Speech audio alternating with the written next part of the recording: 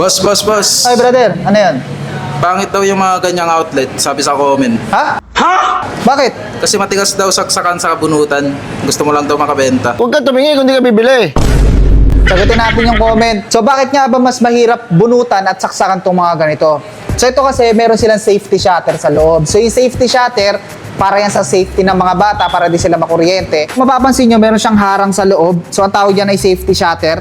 So, nilalagay yan para sa safety ng mga bata, para hindi sila makuryente. Ngayon, sa sinasabi ni brother na pangit daw to dahil daw mahirap saksakan, mali siya dun eh. Kasi kung mas mahirap yung saksakan, edi mas okay kasi hindi siya mapaglalaro ng mga bata. Pangalawa, yung sinabi ni brother na pangit daw kasi mahirap daw bunutin. Halimbawa, nagsaksak kayo, mahirap daw bunutin.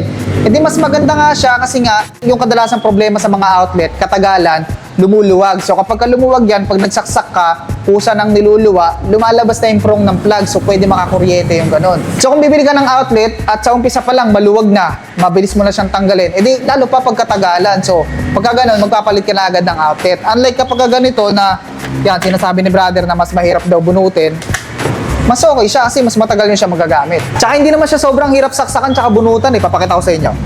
So yan gamit ko 2 daliri lang. So pag sinaksak mong ganyan, pag binunot mo, kayang-kaya rin.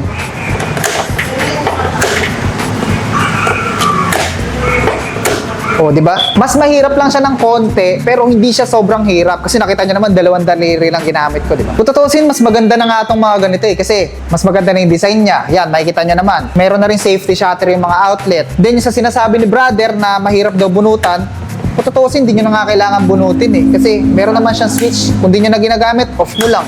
Kung gagamitin nyo, on nyo lang. So yung problema ng mga outlet na katagalan, lumuluwag, masusolusyonan ng switch kasi nga, hindi na kayo unplug ng unplug. And also, this is a 16 ampere switch and outlet. So mas mataas na siya sa mga nakasanayan natin na 10 ampere lang, kadalasan ginagamit sa mga bahay. So ito, 16 ampere na siya. Mas mababa na yung chance niya na mag-overload compared sa mga 10 ampere na outlet. Pero disclaimer lang meron din naman mga 16 ampere na ganitong klase ng outlet. So maganda rin naman yung mga ganon. Ang sinasabi lang natin dito is, mas pinaganda na yung design niya, mas pinataas rin yung ampere capacity. Then meron pa siyang safety shutter, meron na rin siyang switch, anti-flaming pa siya. Kaya paano mo sasabihin pangit yan kung in-improve lahat sa kanya? Eh, kung kausap ka, maghanap ka ng kausap mo. So kung ayaw mo gumamit ng ganito, wala namang problema, pwede ka naman gumamit ng mga ganito. Hindi ka naman namin pinipilit. Eh di wag mo na bilhin, umalis ka na dito. Pero kung gusto mong gumamit ng ganito, meron tayo niyan sa TikTok shop.